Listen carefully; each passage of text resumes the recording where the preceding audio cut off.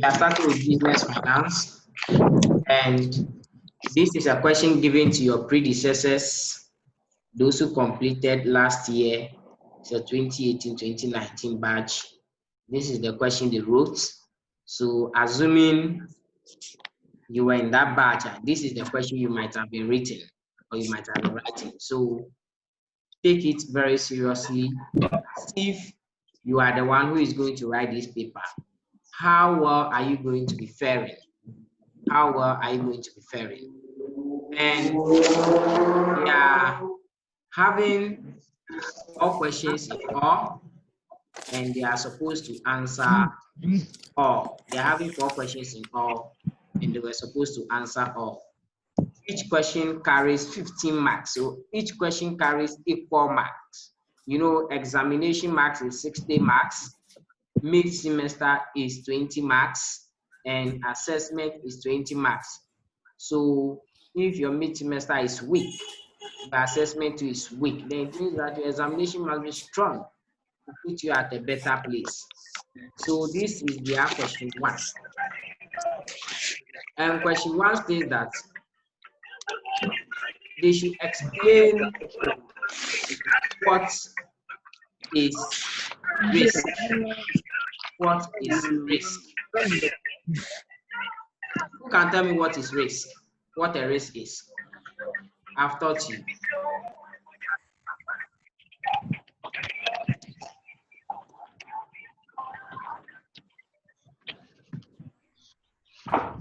Yes. What is a risk?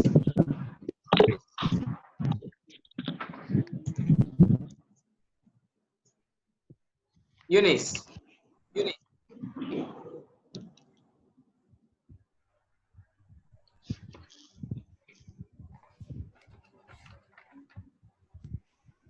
Eunice. Seima. I'm listening to you. Risk. Yeah, what is a risk? Please, we are in a live section, so everybody should be active. Is the probability and consequence of not achieving a particular project or a goal. Okay, who else? Delphina.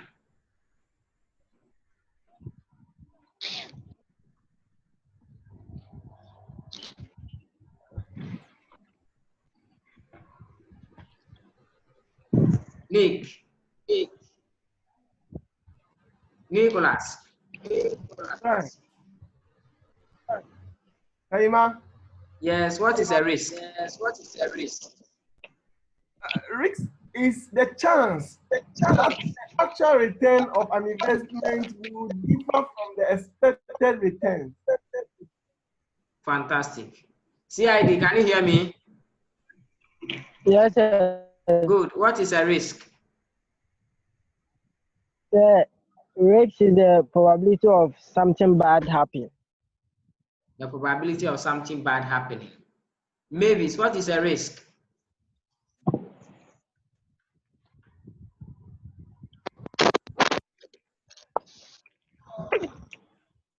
Hello. Yeah, we are listening to you. You are live. A risk is the chance that your actual return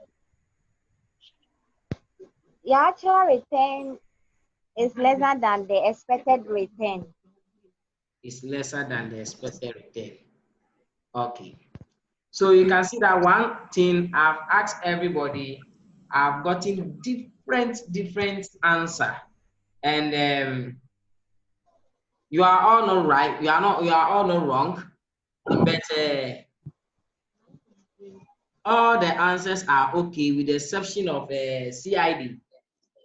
CID, your own, the chance that of something bad happening does not explain it in terms of investment, okay? So okay, sir. When you say that, though it is right to explain it to a layman, but when we come to the context of what we are talking about, it will not fetch you more marks. Are you getting the scenario? So yes, sir. Sometimes there are some words when they ask you the definition, you explain it in the context within which it is. Are you getting the scenario? So Yes, sir. Yes, if sir. you tell me that risk is the probability that your expected return is going to be different from your actual return, or your expected return is going to be lesser than the actual return, I'll give it to you. If you tell me that the risk is the probability or the consequences of you not achieving your investment goal, I will give it to you. If you tell me that risk is the probability or the chances that the expected return is going to be lesser than the actual return, I'll give it to you. If someone also tell me that risk is the probability or the likelihood of not achieving an investment goal or a project goal or a corporate goal, I'll give it to that person. Are you getting the scenario? So the probability that you are not going to achieve your expected result or your expected return is the risk. The probability of you not achieving your expected return or your expected result is the risk. Is that clear for everybody? Delphina, kindly unmute your sound so that we can hear you. Today is a live session. Good. So if you've been asked to explain what a risk is, I've started answering it here. So risk is the probability and consequence of not achieving a specific project, corporate, or investment goal. So now we are going to be answering the questions like the way you are supposed to answer it in an examination. What we've been doing so far is a classroom work or a classroom explanation for you to be able to understand whatever we mean. But when it comes to presentation, you must present it in a logical manner. You must present it in a way that will fetch you a needed mark. I hope I'm making myself clear over here. All right. Now, if you have any question, kindly ask, okay? Because today we are going to move very, very slow. We are not moving that fast like the way we used to do.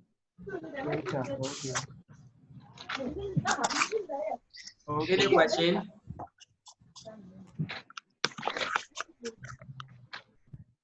Now, let's go to the question 2. The question 2. Now, let me ask you a question. We have 3 conditions of risk. Can anyone mention one? Yeah, because I've already passed them. Those stuff. 3 conditions of risk. I mean, one day, Can mention one. The one of the girl they was 3,000. So maybe I make ready business. We have 3 conditions of risk. This week now, I'll be we go end month. This week now. Who can mention one? Mavis. I think again we go pay. I did in my best. So look, we talk in the evening. Nicholas, you are disturbing the background.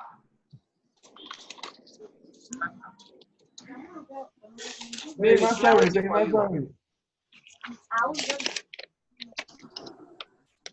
Delphina, you have 3 conditions of risk. You are also supposed to mention one.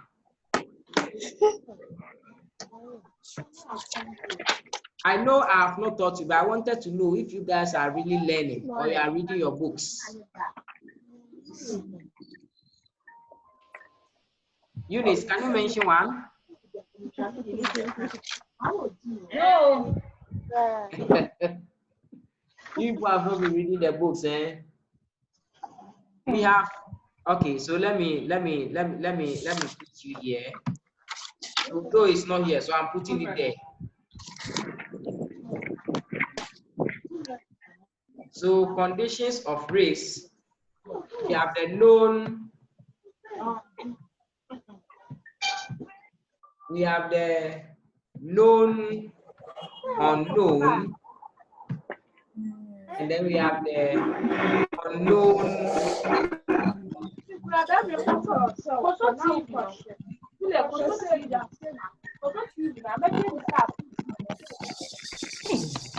have the unknowns. Varies. The background is disturbing it.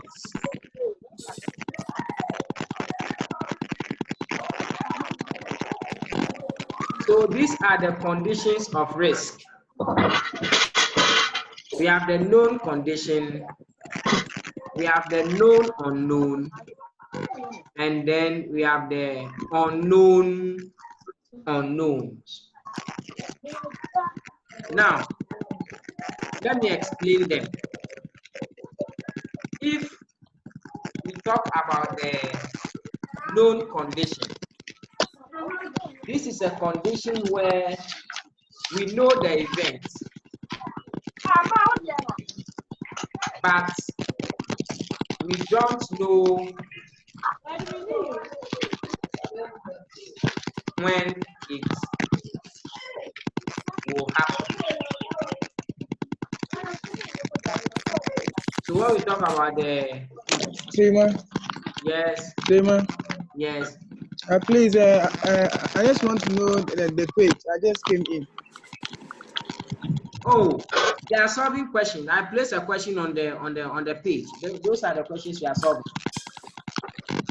Okay. Yes. Yes. My phone stuff is disturbing me. Oh, God. Yeah, Eunice.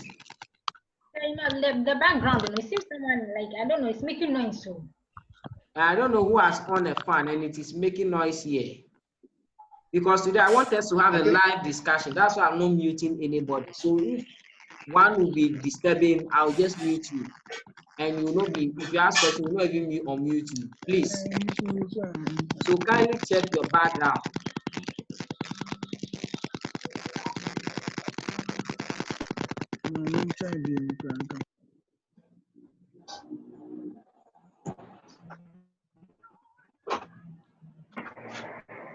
So let's go on.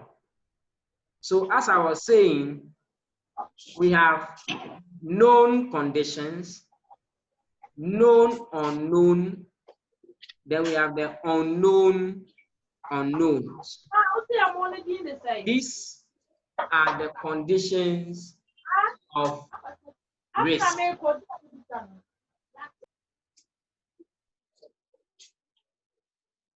So the known condition, we know the event, but we don't know when it will happen.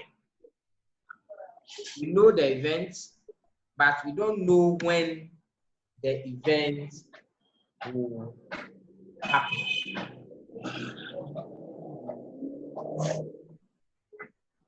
Sorry, we know the event and then we know, yes, when it will happen.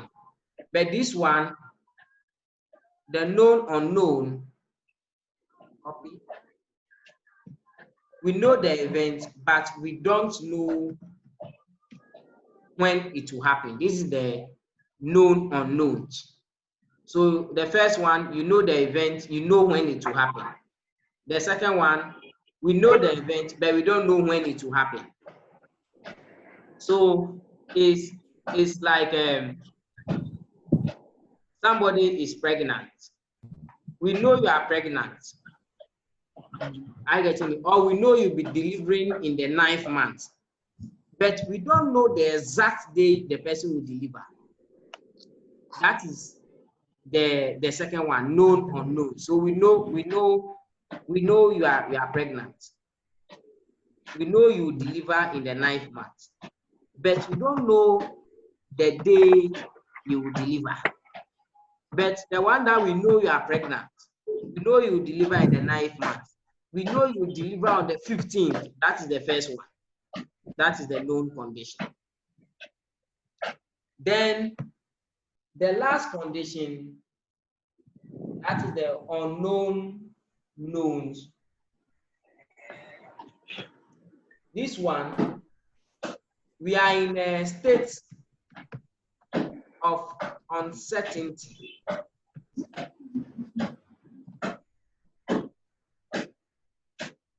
So where you are in a state of uncertainty. In fact, When I was Ben, you are the you are in a state of uncertainty. So this one, you know the event, but you don't know the consequences.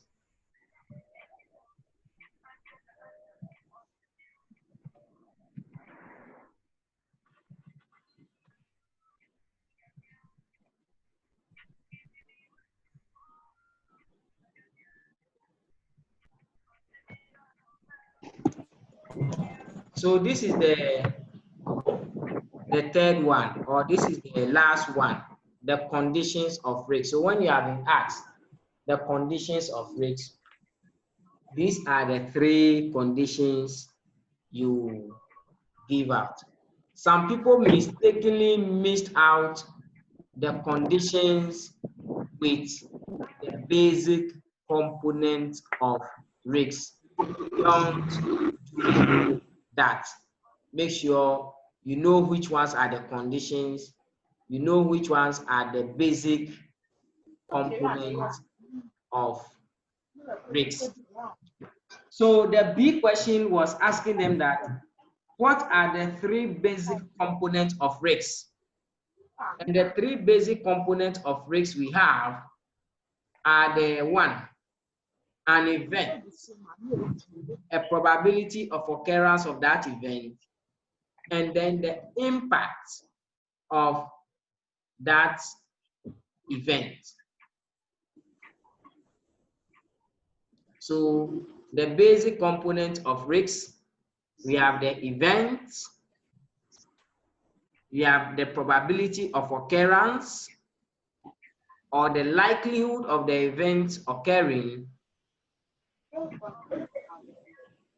and then the impact. If the event has occurred, what is the impact? That is what we mean. That is what we mean. If you have any questions, you ask, and I will answer you. Now, the third question was asking them to explain the differences between business risk and market risk. They are supposed to explain the differences between business risk and then market risk.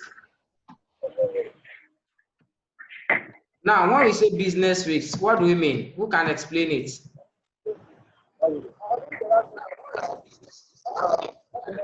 I taught you. Business risk. What is a business risk?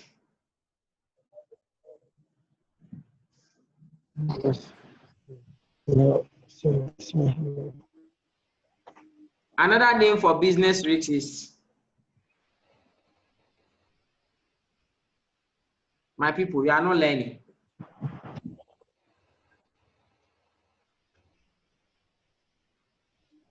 Mercy.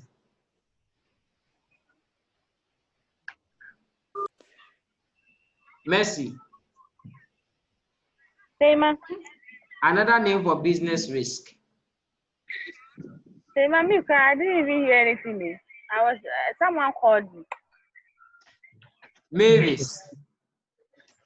You asked me, let me see if I can answer. Another name for business risk. Sorry? Another name for business risk. Hey,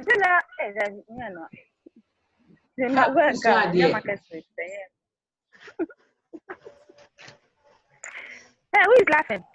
Another name for business risk.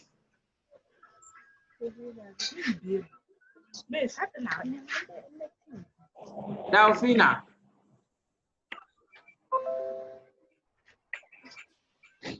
Saima. Another name for business risk.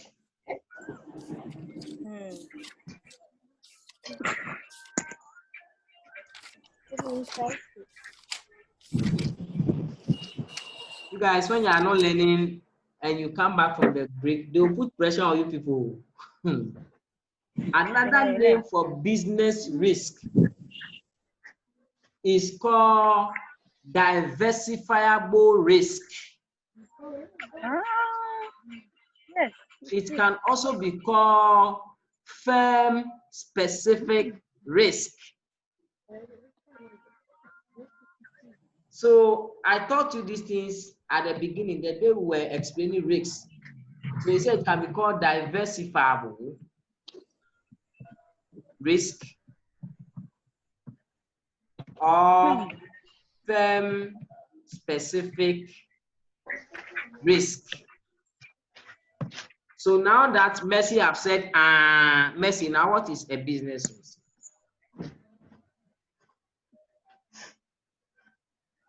Saima. It is the investment where the investor can influence its occurrence. Number. Okay. So the type of risks that the investor can influence the occurrence of the risks. Okay. Yes. Who else? Eunice, let's hear you. Yes, Mercy, we're about listening to you when the line went off. Oh, Saima, I said that. Yeah. Yeah, it was Eunice. I said it is a type of investment where the investor have control of its Okay. Yeah. occurrence. Okay, where the investor can influence the occurrence of the risk. Okay. Okay. Eunice, can we hear you? The occurrence of the risk, yes.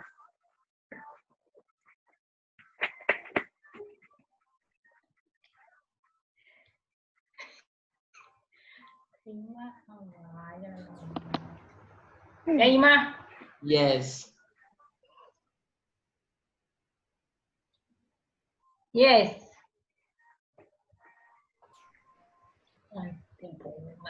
Yes, let's go on.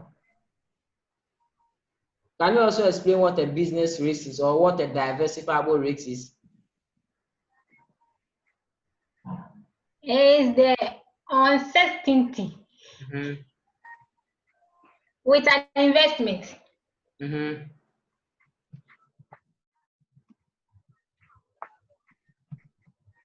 Saima, that's all I can remember. Uncertainty with an investment is basically a risk.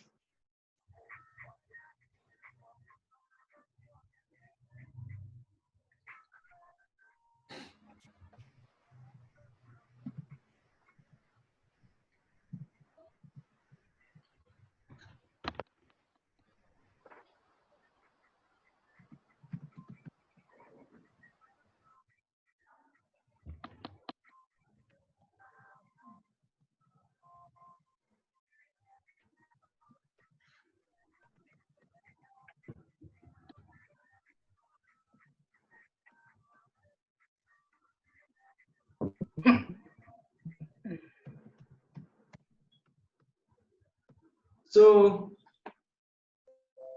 this is an example of a business risk, a typical explanation of a business risk. It's a type of risk that the organization or the firm may not generate enough revenue to pay dividend. This is a basic explanation of a typical business risk. Are you getting it? This is a typical explanation of a typical business risk. Or one can also say that is the type of risk that the investor can or have the chance of influencing or minimizing the chances of it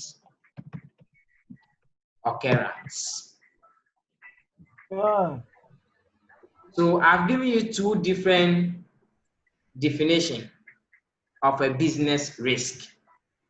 It's a type of risk that the organization or the firm may not generate enough revenue to pay dividends. Or is a type of risk that the investor have the chance of influencing or minimizing the chances of its occurrence.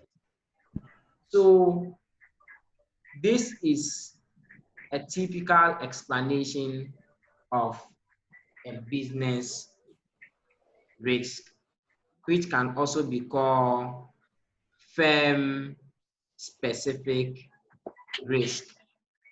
It can also be called diversifiable risk. Oh. Any question? Oh, mobile inside. Any question?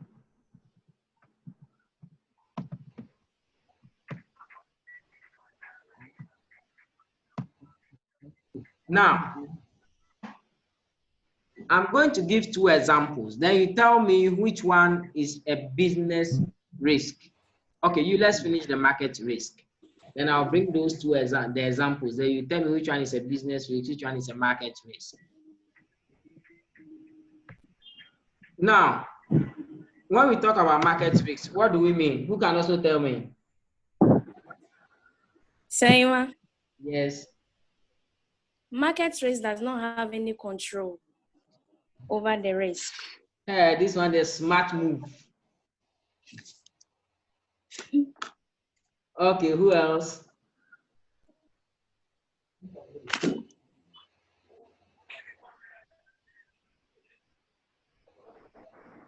Maybe, are you there? I can also say, sir, it's a type of risk which the firm have, like, will be able to generate more revenue to pay dividends. Hey, this one 00. Oh, and I said, let me say what I know. I was trying to read from what you said, and then let me what I know. It is a type of investment where the investor does not have control over its occurrence. That's what I know. You see, sometimes you don't use psychology to call certain definitions. So when you do that, you are going to get it wrong. I get it. So if you say a market risk is the type of risk that the investor cannot influence or have the chances of not influencing or minimizing their occurrence, at least it's okay. I get it. So I'm going to give you the definition of a market risk. I get it. Market risk is the type of risk of decline in investment returns because of market factors, independent from the given investment. So they are the type of risks that affects your investment on the market. I get it. And these risks, they are independent. But the business risks, they are dependent on the investment. I get it as in nine. So I'm typing it for you so that you see what I'm saying. So it's the type of risk of decline in investment returns because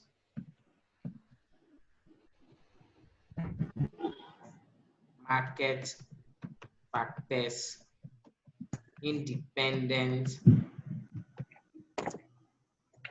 of the given investment.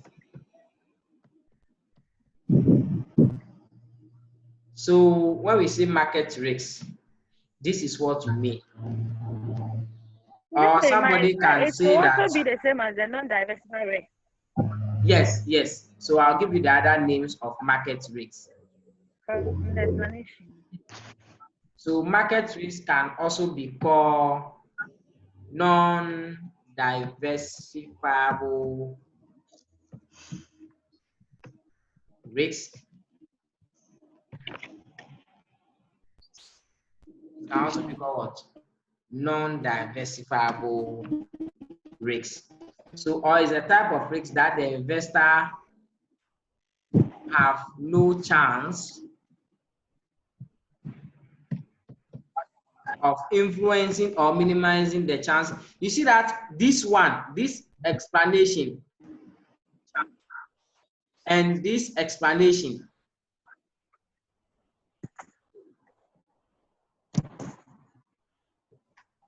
they are of the same wording, but what changes this one from this one is that this one I've placed no there.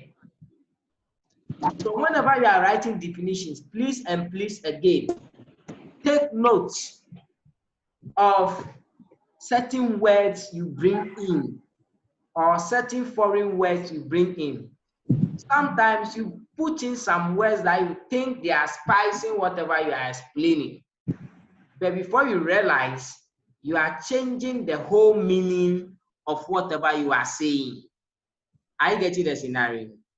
So if with the first definition you bring in no here, then it means that you are rather explaining this for that. If the second one you didn't bring the no, then it means that you are rather explaining this for that. So sometimes when you are explaining similar explanation or giving similar definitions, take note of the words that makes them different, and that will help you give a correct definition. Is that right? Tamer, Yes. please, the definition for the market rating. There is because of market factors, independent of the given. Yes. Tamer, Yes. so what kind of market factors can influence this? So okay. So example. Why is this thing free? So example of market factors. We have interest rates,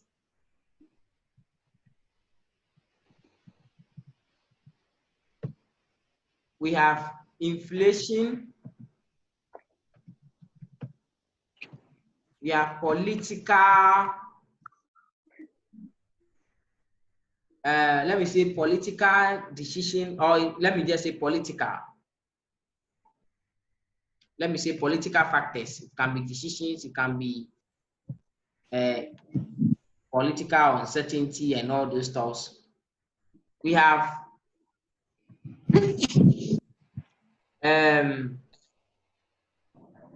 general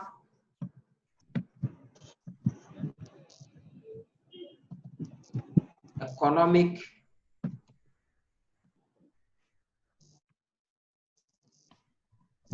situations or general economic factors. Okay, you let me just put it other economic factors, because the interest rates and then the inflation are all part of general economic factors. So other economic factors.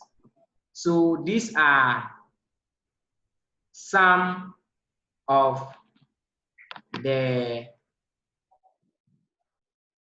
market factors that affect investments. Mercy, are you okay now? Yes, please. Good.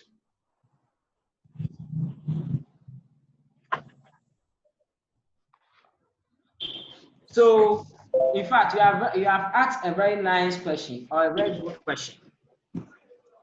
So, a student who just explained it without bringing an example may score 3/5.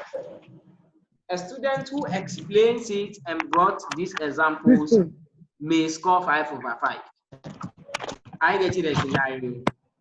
So, the difference between those who get the A and those who get the B and those who get the A+ is because of additions they do. And sometimes when you are making the additions, you must be sure of the additions you are doing, because sometimes you have explained it, but the additions you have added to it as rather make it a bump. I get you the scenario. Yeah. So that is it. Now, the next question.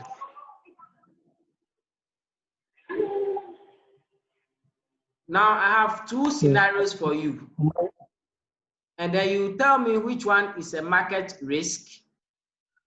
And then you tell me which one is a firm specific risk. Now, my first question, if workers have gone on strike,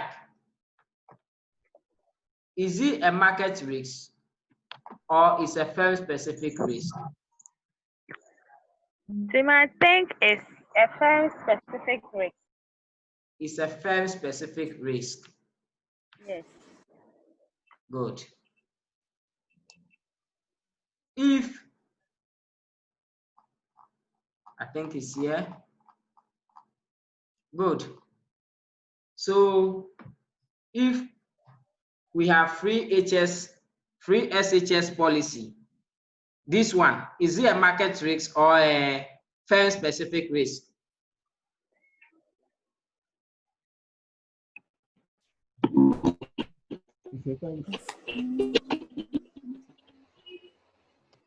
Yes, quick. Anybody can answer. In my market risk. Yes. Free SHS policy, market risk, good. Yes. Workers' union strike. Is it a firm specific risk or a market risk? Workers, hey, so my workers was. Are you not seeing it on my screen? Okay, workers union strike. Yeah. A firm Specific. Firm specific, good. Yes. Nationwide power outage, doomsaw. So market. Poor corporate IT infrastructure. Firm. market. Firm, markets. Market. It's a firm specific. Okay, Eunice. Yes, it's firm. Yes, It's a firm specific. TUC strike. Firm. Is it firm or market? No, market. It's a market. Trade union. Yes. Trade union. The nation. Yes, it's the market. I get it. Trade union. So this one, when the trade union, TUC people said they go on strike, don't you see government shaking? Yes. I get it. But if MTN workers say they are going on strike, will government be shaking? No. They will not shake. I get it. So there's a difference between a worker union strike and then trade union congress strike. I get it. So the first one is the firm specific. This one is the market. New VAT legislation. Is it a firm specific or a market? Yes, it's market. A market. Good. So these are the other. We have UTAC strike.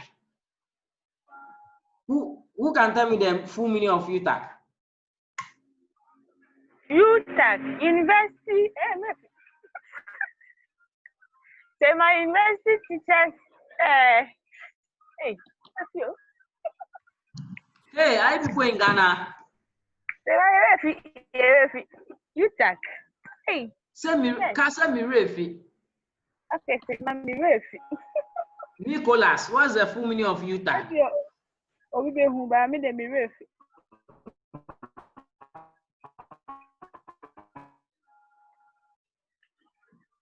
Nicholas. Yeah. Are you there? What is the full meaning of UTAC? Hey, man. What is the full meaning of UTAC? University Teachers Association of Ghana. Fantastic. You deserve an applaud.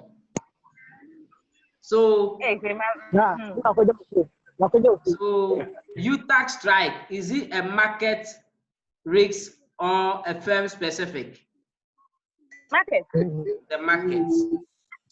Changes in interest rate. I know this one you all know it's a market. Say my Student noise, we can't hear you. changes in interest Hello. rates. Hello, can you hear now? Market. Yes, Okay. it's market. Student strike, is it firm specific or market? Firm. Firm. Good. Yeah. Coup d'etat.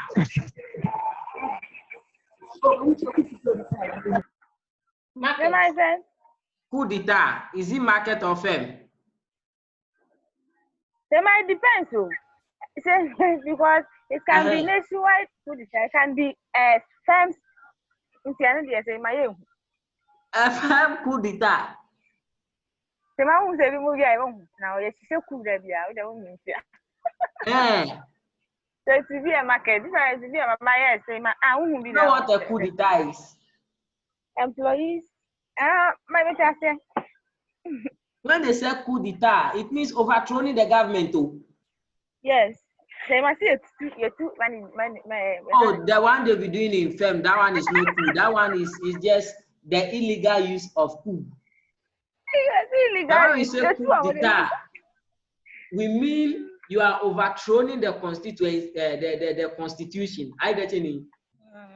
Yes. So once you have overthrown the constitution, and then you just take out the government.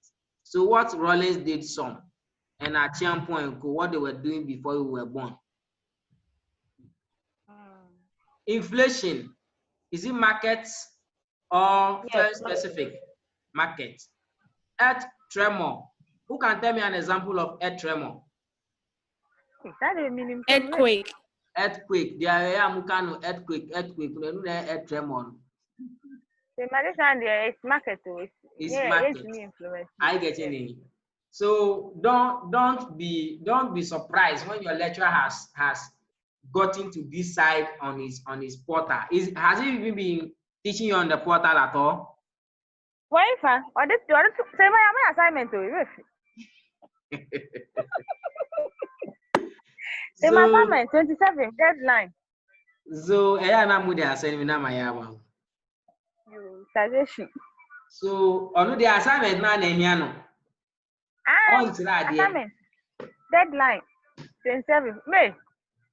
So these are some of the factors that we can consider either market or firm specific. Is that right?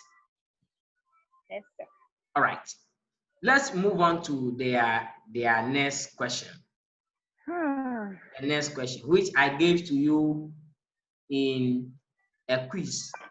That quiz, I'm marking it and I'm seeing a lot of revelations. Now, a stock has a required return of 14.25. The beta of the stock is 1.25. And the risk-free rate is 6.0. What is the market risk premium? What is the market risk premium?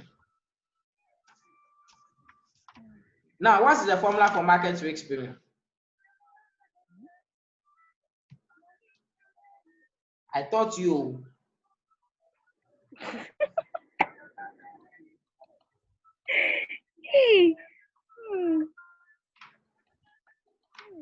Yes.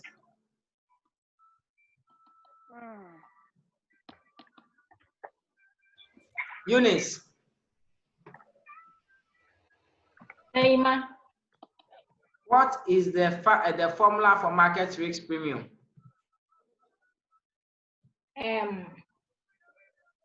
Market risk premium is equals to RM.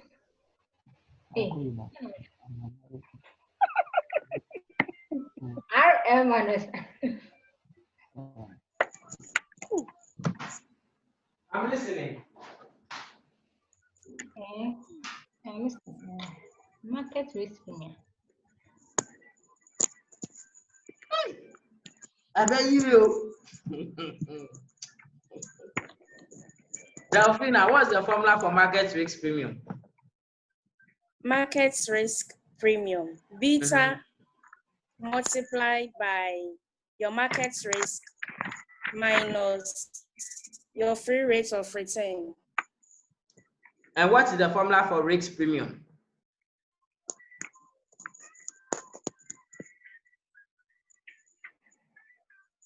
What you said is the risk premium. So what I said is the risk premium. Yes, Hey, that's the formula. people are using psychology. Yes, this one there. This one there, you are using psychology. Pa.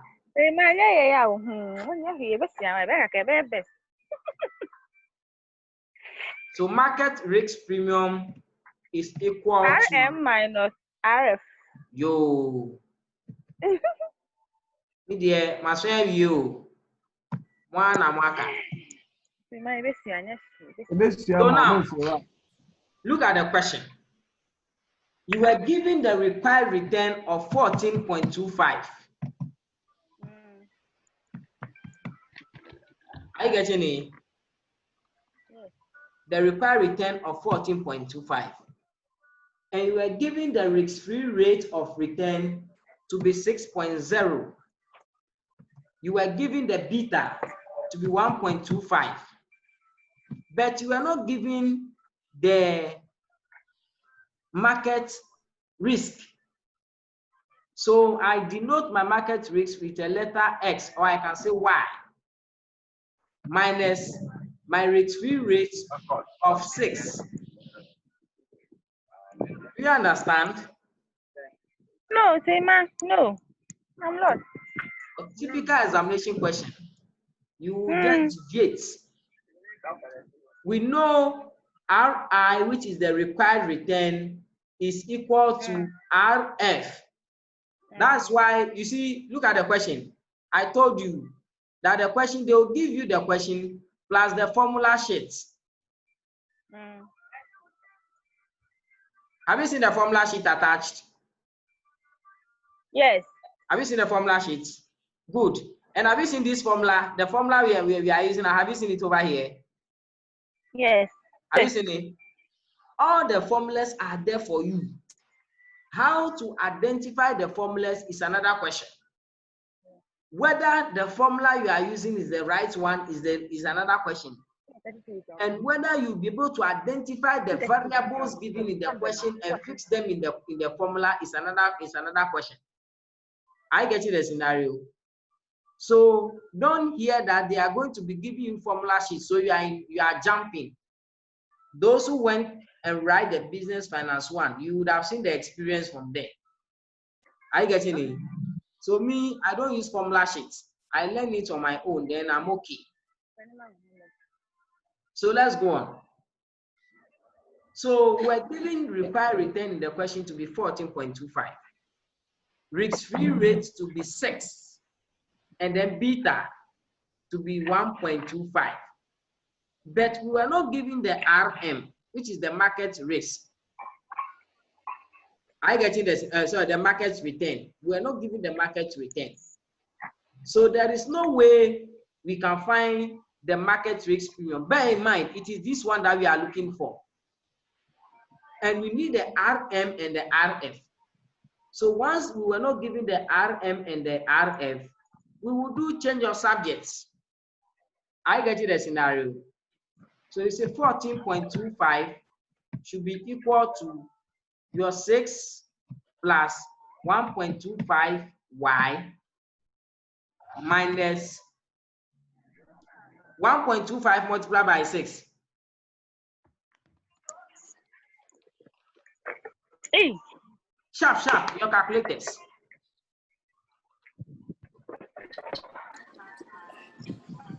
Seven point five. So 1.25 multiplied by 6 is 7.5, right? Good. So you get this one. Then from here, what do? What do? You have bring forgotten your the mass. you bring You group like terms. You group like terms. Now you have expanded brackets. So you group like terms. 6 minus 7.5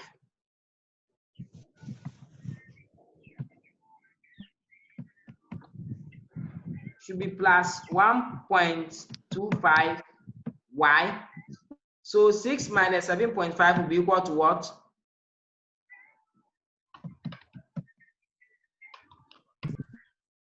-1.5. It's going to be minus 1.5. Negative. It's not 1.5. Yes. It's negative. Like this. Are you okay? Then I say 14.25 plus 1.5 equal to 1.25 y. This is how I said I want you to be doing it in an examination. I get you the scenario. You do it step by step. And so therefore your next answer is going to be 14.25 plus 1.5. Fast. 15.75. 15.75 should be equal to 1.25 y. What will be the next thing that you will do? So you divide both by 1.25. So 15.75 divided by 1.25 equal to 1.25 y divided by 1.25. And so therefore, y is going to be equal to what?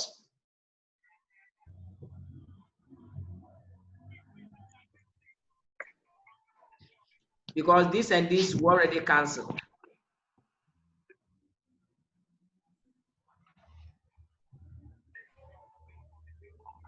$12.6. So I'm getting y to be 12.6. So therefore, I can say that if y is equal to 12.6, then Rm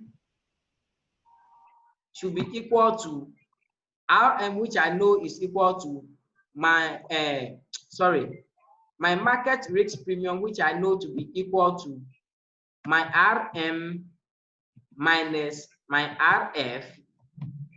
Now I know my Rf, and so therefore the 12.6 minus Rf is how much? Rf given in the question is what?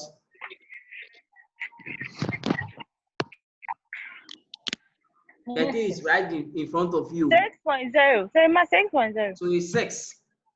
Yes, So therefore, great. market risk premium is equal to how much?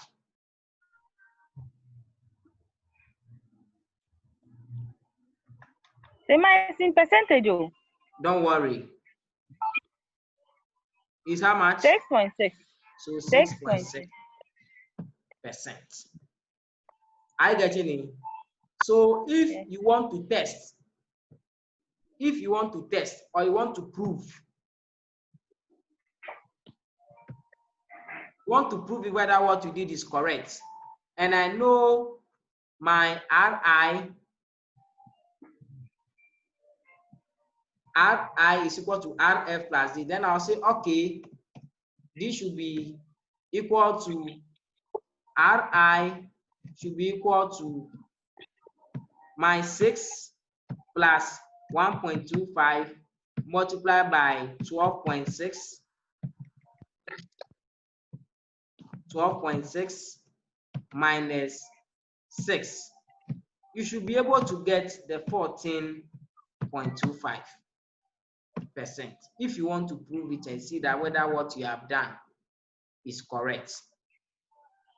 I get you the scenario.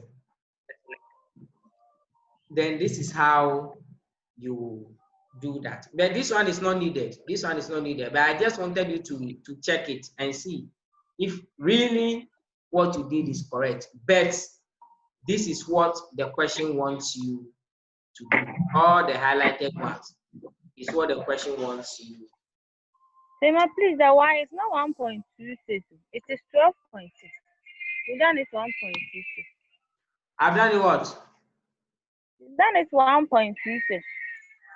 Ah, okay, it's 12.6. It's Sorry. rather 12.6. Okay, good.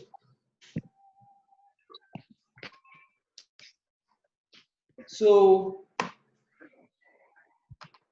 if you have successfully answered all these questions, from here to here, 15 marks, you are done. No, I think there is E. Yeah, there is E before. No, Sema, that one is 5 marks. Yeah, there is E. There is E. We are going to do the E. Sorry. Can we go on? Any question?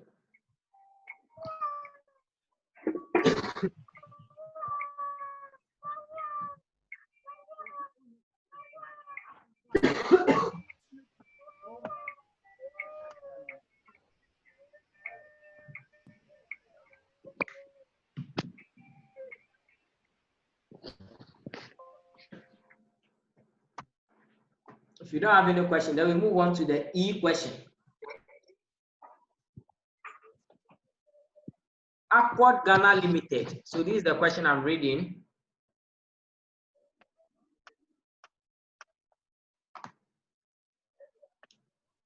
Accord Ghana Limited wants to build a 3-stock portfolio. This one.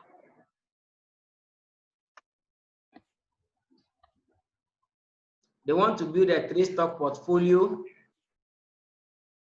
with the securities given below. It wants to know the expected return and the market risk of the prospective portfolio. As a consultant, you have been contacted to help determine the expected return and beta for the 3-stock portfolio. Given below are the informations about the individual investments and the portfolio building. So this is what they wanted you to do. What will you do now? Or how are you going to solve for this particular illustration? How do you get portfolio expected return?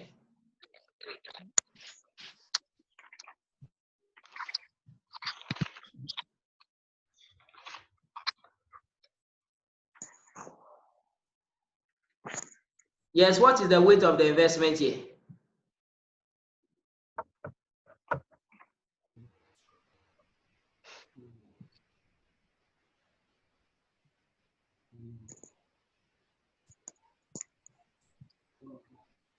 Mercy, how do we get the weight? I say, I'm not looking at it. Oh. So my friend, make sure me read the question and I'm ahead of you one culture.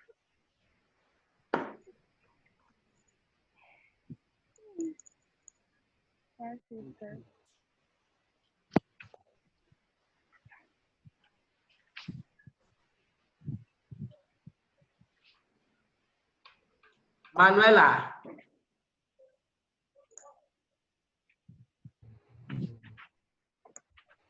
Ella, can you hear me?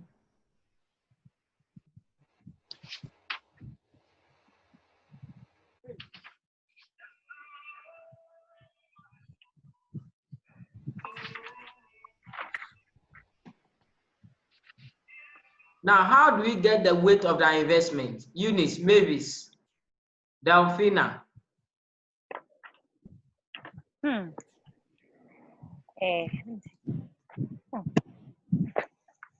How do we get the weight of the investment? Sayima, Yes. we can use the individual weight that they invested. So like the A will be like 60,000 over 150,000. Then we get it. Simple. Are you getting the scenario? So first of all, the very first thing you have to do is to find the weight of the investment. So Eunice has given you the lead to solve this question. I get it. So we first of all determine the weight of the investment. Now, the weight of the investment, we know the total investment value is equal to the 60,000 plus 37,500 plus the 52,500, which will give us 150 in the Ghana market index. I repeat, they said we have 30% in the S&P. So from what you know already, once they've given you one of the weight, you should be able to know the other of the other weight. There are two investments, and they said I've invested 30 in A, so automatically 70 will be in B.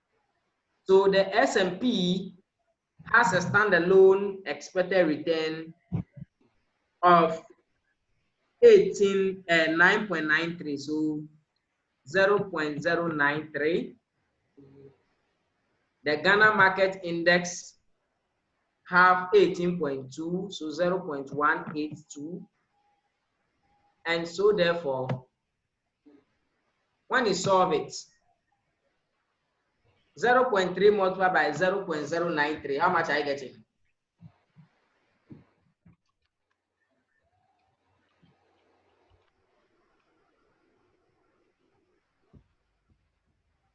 Fast.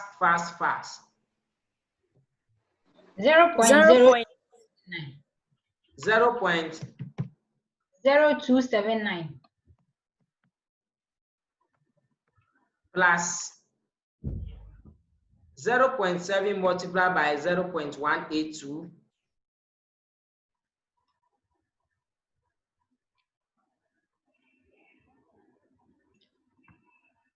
$0.1274.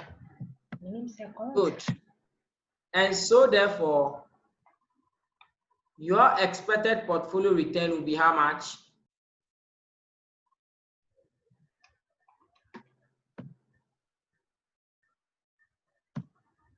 When you add the two, how much are you getting?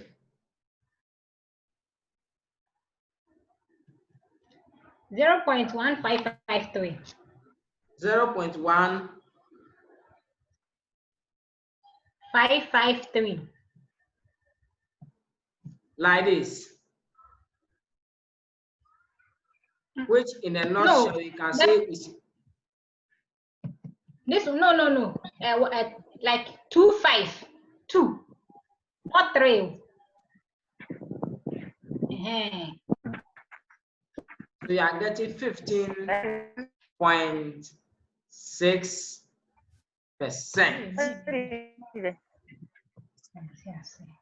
So this is what the question wanted you to find.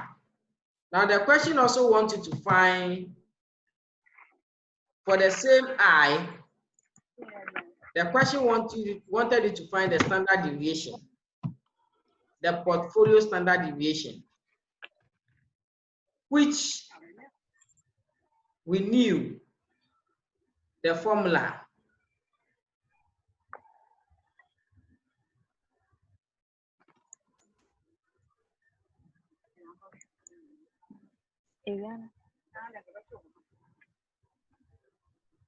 We know the portfolio standard deviation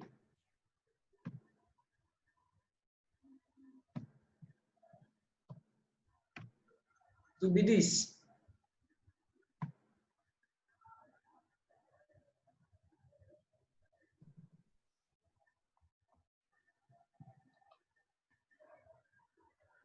So we know the portfolio standard deviation to be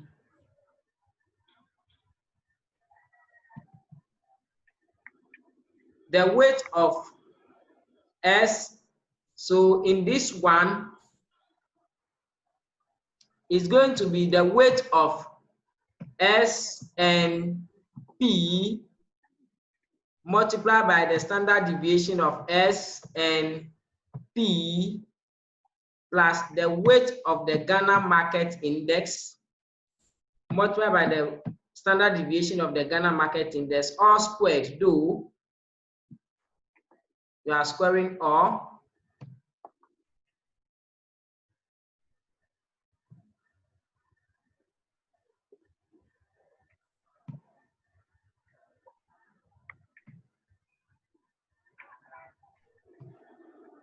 Multiplied by the constant 2, multiplied by the weight of the S, and P, the weight of the Ghana market index,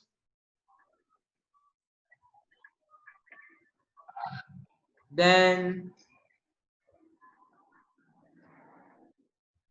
the covariance between S and P and the Ghana market index. So if your understanding is solid in whatever we are doing, you come to the realization that you are going to have, let me see if I can do that.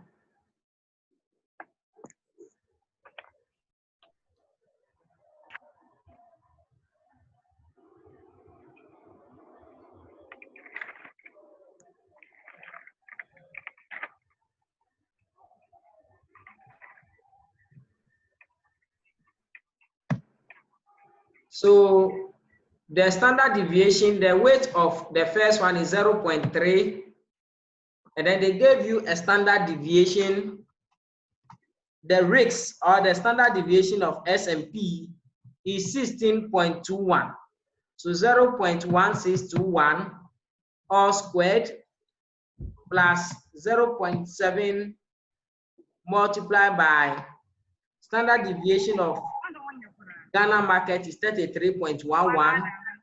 So 0.3311 all squared multiplied by a constant 2 by weight of S&P, which is 0.3, weight of Ghana markets, which is 0.7, multiplied by the covariance.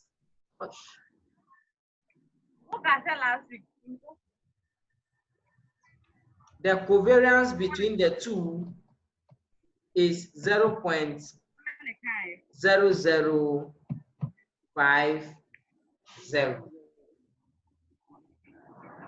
0.0050. And so therefore, if you come to the next step,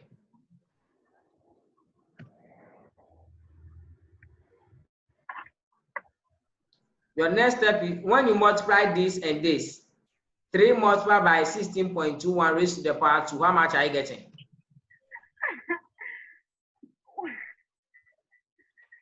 That is quick.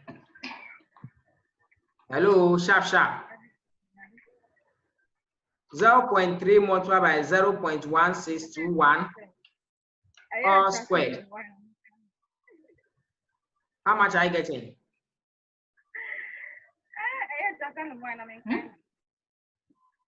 Mention what you are seeing on your calculator. Let me see. 2.3648.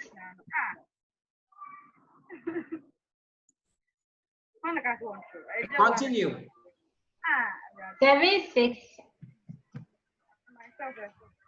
9 times. No, 9 is only one. So 9 is only one. Times 10 raised to the power -3. Good. The reason why I've asked you all to bring calculators is because of this. You are going to be seeing a lot of answers in the business finance in this form. And I believe last semester I've introduced you to certain things like that. We did some in Finance 1. Eunice, am I right? Yes. And so therefore, when you see things like this, you must convert it into their standard form. I get you. I told you that when you see this, it is telling you simple put.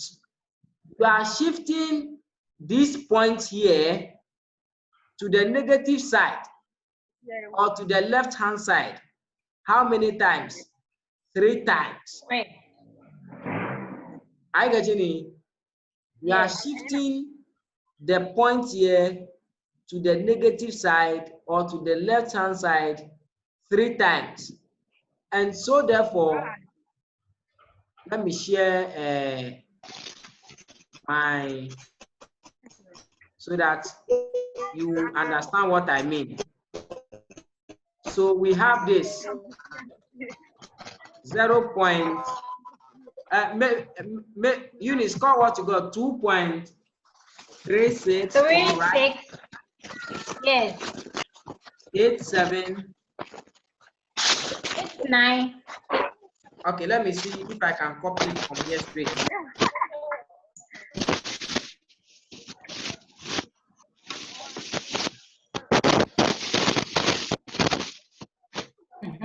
So yes, my raised to the power 3 is not coming over here. But let's assume this is the raised to the power 3 you are seeing. It is telling you that you are to the point here.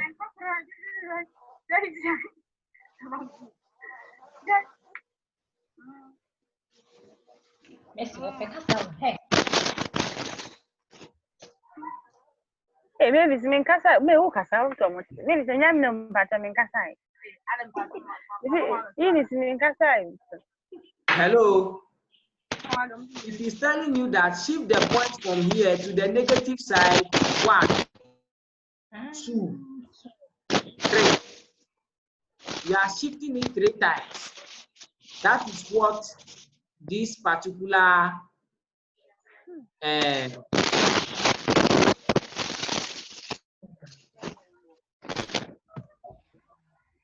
raised to the power negative 3 is telling you.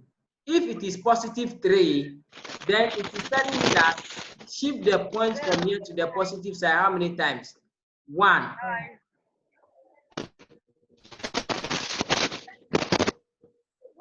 It is telling you to shift it to the positive side 1, 2, 3. But if it is negative, you are shifting it to the left hand side. So if it is 4 times, you are shifting it like that. So this thing that we are having here,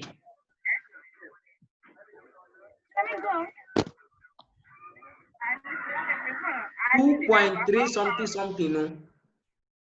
The impulse is that we are shifting the point here 1, 2, 3. So therefore, there is going to be 1 0 here. There is going to be another 0 here before the 2. And so if you are to write this one, now the point is in front of this 0. We will say it is 0.0023 in that order. Now, sometimes the smart way you get to know whether what answer you are supposed to get. If it is raised to the power 3, put 2 zeros in front of the 2. Then you get the answer. So 0.00. If it is raised to the power 4, put 3 zeros. So you minus 1 from the 3 or the raised to the power. If it is 5, then you minus 1. Am I making myself clear? Yes. Good. So let's say I have this 0.2.3 something raised to the power 3. The answer is going to be 0.002364 in that order. If I have this raised to the power 5, the answer is going to be 0.0000. The zeros are going to be 4. Then it's going to be 2364. If I have this and it is raised to the power negative 2. Then the answer is going to be 0.02364. If I have this and it is raised to the power 10, then the answer is going to be 0.123456789. So 9 zeros in front of it. So whichever raised to the power you see, whether 3, 5, 2, 10, subtract 1 from it and then put those zeros over here. I think I'm making myself clear now. So if you want to go by this simple way, then this is how you do it, or you convert it on your calculator. And so therefore, the answer that you have to be 2364 something something. If we are to write it, then we will say 0.002364,879. Is it 879 or 8769? 8769. Good. So do the next one. 0.7 multiplied by 0.3311.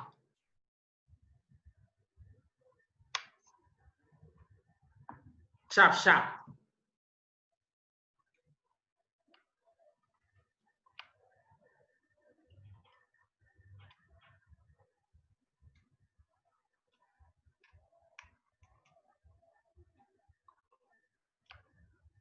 Zero point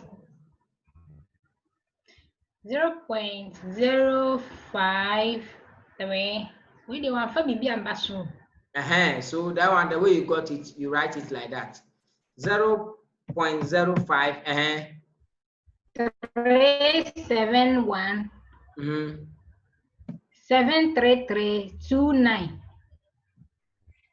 Then when you multiply this one, 2 multiplied by 0.3 multiplied by 0.7 multiplied by 0.0050. How much are you getting?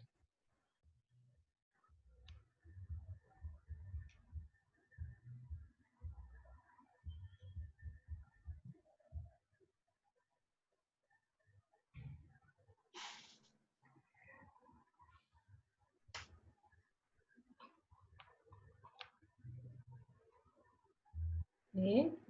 2.1 times 10 minus 3. So this one, in a nutshell, what would be the answer? 0.0021. Fantastic. 0.0021. So now,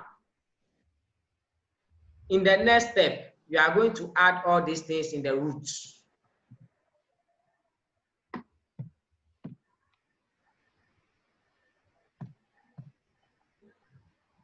So add everything under the square root. When you add all these ones, how much are you getting?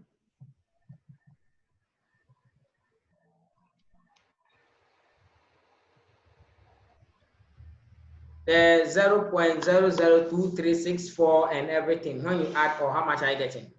8769 plus.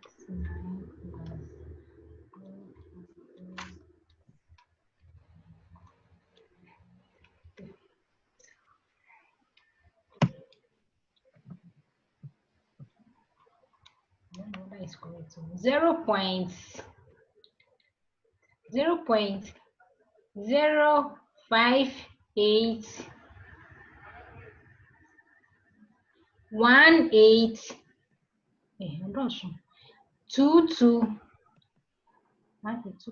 098. Someone should confirm now. Yes. So therefore, your portfolio standard deviation is going to be equal to what? Yeah, correctly. Yeah, we can idea with the data.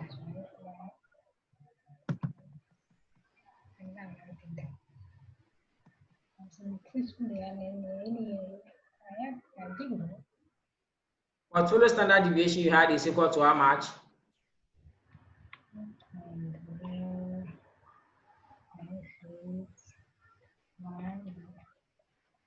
This I don't need to wait. We just say square root of answer. These are some of the things people do. They delay in an examination hall. 0.24. 0.24, which is in the notion equal to 24%. 24%. So this is the answer for the I. So the I wanted you to find the expected portfolio return and then also find the portfolio standard deviation. Then I want you to interpret. I've taught you how to do the interpretation. So what will you say? Eunice, Mercy, Delphina, Nicholas.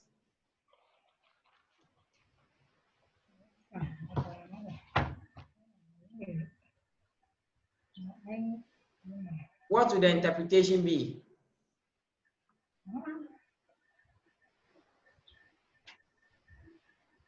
How will you interpret this?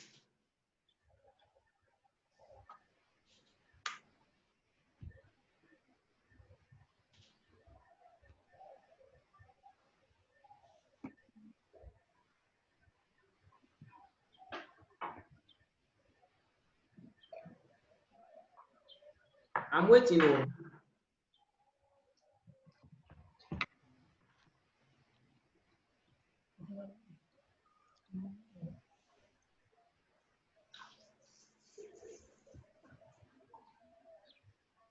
Mercy.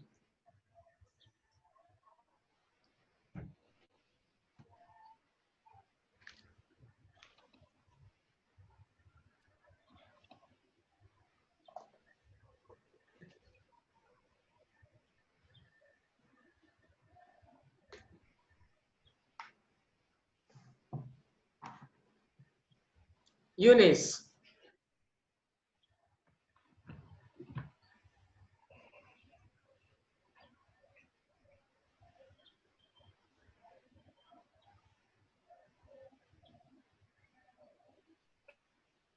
Hey, are you guys hearing me?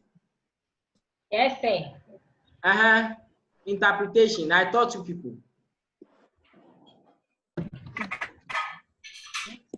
When there is question, there is silence. If it is credit that I'm sharing right now and I leave one number out, I'll hear people asking, what's the last number?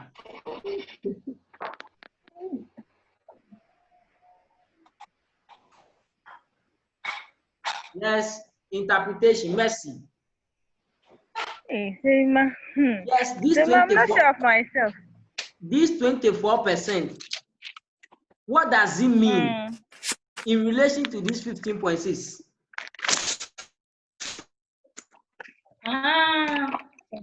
That is all what they are saying. I'm not sure of myself. The standard deviation of 1%.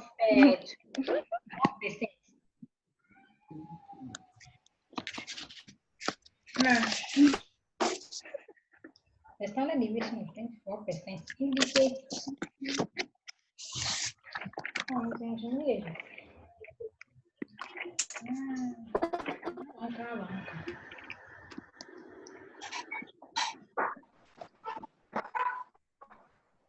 Mommy, I'm trying. The standard deviation of 24% indicate that the chance of we not achieving the portfolio expected return of 50. We achieve. They must compare 24 to 15 years. Also, the standard deviation. I'm confused. And the standard deviation of 24% is telling us that the chances of we not achieving the investment expected return of 15.6 is 24. Nothing matter. That one is higher. You don't understand. Now you are expecting to get the 15.6. I get any? Yes. How sure are you that you get the 15.6? Is 76? You are sure that you get 70? You are 76% sure that you get the 15.6. Okay. But you are 24% unsure that you get the 15.6, and that is the risk. Oh, okay. So it doesn't mean, okay, the standard deviation doesn't mean it's expected, no, so it has any indication on that. Debbie. Expected no is what you want to get. I get any? Yes. So yes. I want to get 15. If I go and get 17, hooray! There is no risk. I get any? I got it and even over get it. But if I go and get 13, that is where you were saying that the risk is the chance that the expected return is going to be lower than the actual return is going to be lower than the expected return. Okay. Okay. So when your actual return deviates from the expected return, there is a risk. When you are unable to achieve your expected return, then there is a risk. So if actually it means that okay. Okay. So does it mean that if I understand what you are telling me, so if in a case that the standard deviation is lesser than what you were expecting, for instance, this one being maybe at 15, and after working out, our standard deviation was maybe 5.6, which is less. That one, how would the indication be? So if our standard deviation is 5.6, then it means that the chances that we are not going to get the 15.6 is 5. It's 5%. So if you are talking about the risk, it means that the negative aspect of the investment is 24%. The positive aspect of the investment is 76%. I get in. Yes. I get in the scenario. Yes, please. So that is what it means. Okay. So standard deviation is the negative aspect of the investment. Are you okay? Yes, please.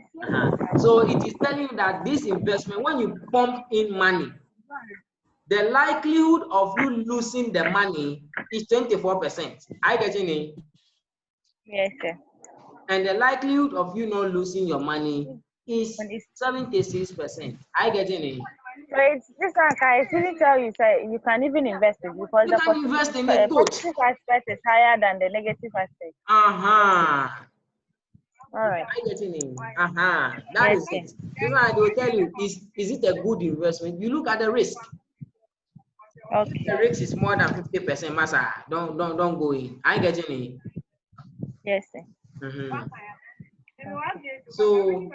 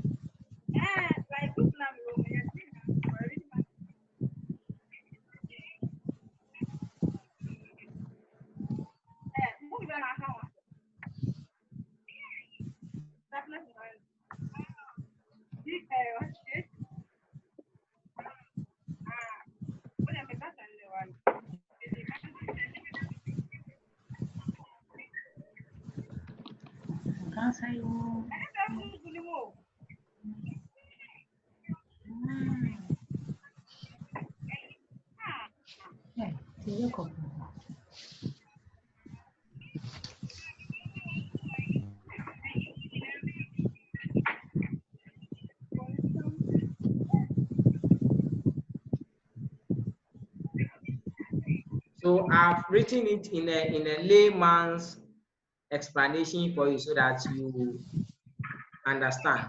the standard deviation indicates that the risk associated with the portfolio is 24%. That means the chances of we not achieving our investment portfolio return of 15.6 is 24%. Are you okay? Yes, sir. Good. So that is the interpretation.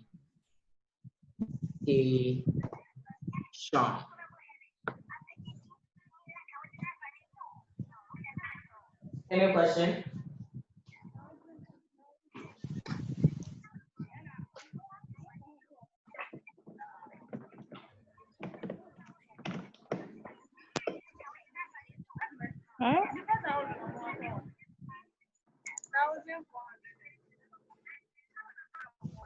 So we have solved I and I.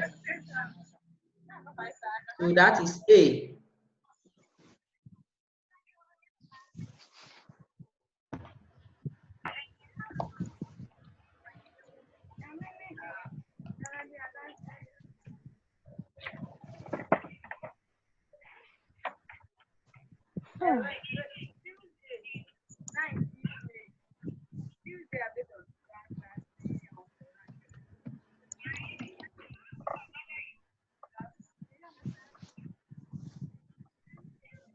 So we are going to solve B.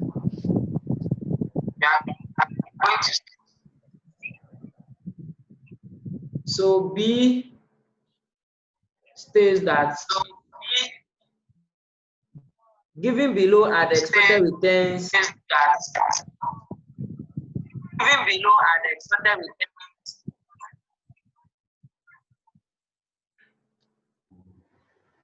Given below are the expected returns and risks of three investments: M, B, and C. If you were to invest in any of them, which one will you select and why? Now, whenever you see a question like this, what they want you to find is the coefficient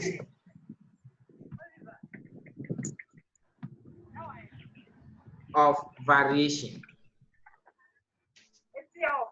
They want you to find the covariance. So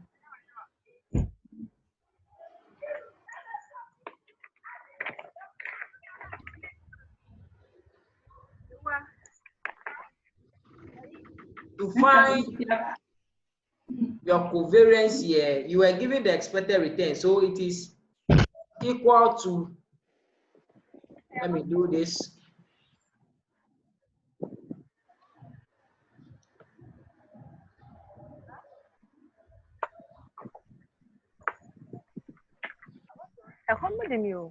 So your covariance here is equal to the risk over your expected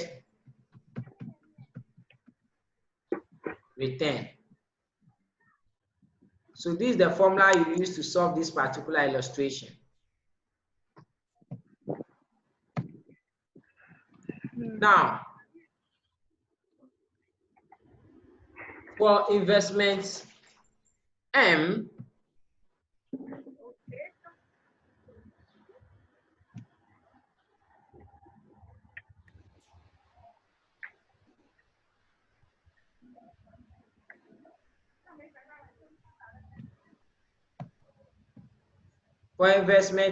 investment M's risk is how much?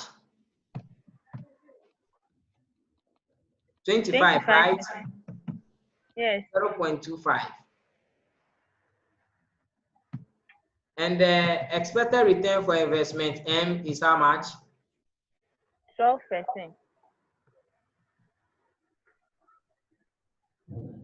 So when you solve it, how much are you getting?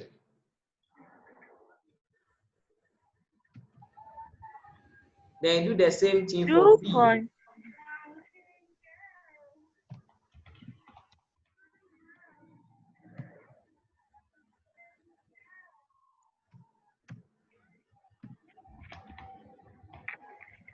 Then do the same thing for C. Investment M, you say you got how much? 2.083333. 2.083333. And investment B, you got how much?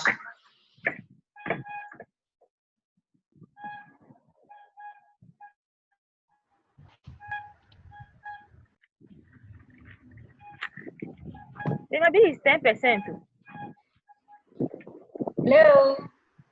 This one, oh, I didn't change it. Yes, it's 10 and 15. Yeah, some me boy.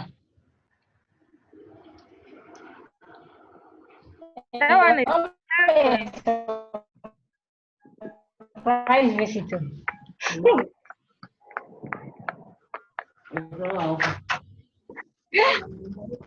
This one is 0.67, right? yes, please. Good. Then the last one is how much? Yes. 1.3333. 333. Maybe 1.3 or something.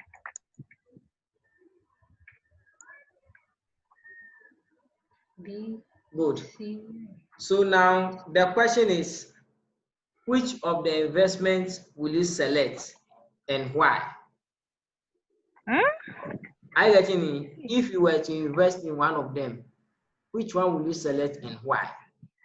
Now, the notion here is that the higher the risks, the higher the return. The higher the return, the higher the covariance. Are you okay? The lower the risk, the lower the return, the lower the coefficient of variation. Now, you need to invest in the one that gives you the lowest coefficient of variation. Are you getting it? So if we are to invest in them, so interpretation.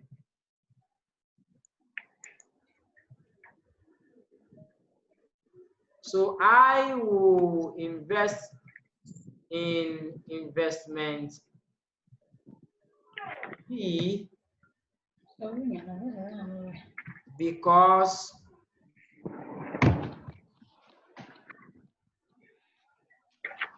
that gives me the lowest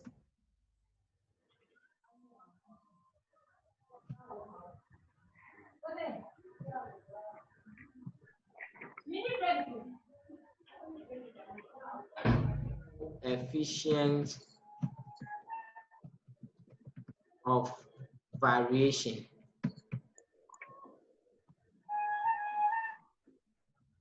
Which means that the risk,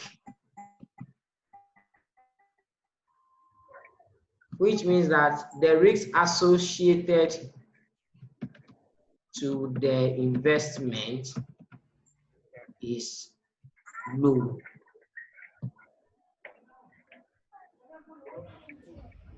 So you select investment B because it gives you the lowest coefficient of variation, and that means that the risk associated to this particular investment is very low. Are you getting the scenario? All things being equal, every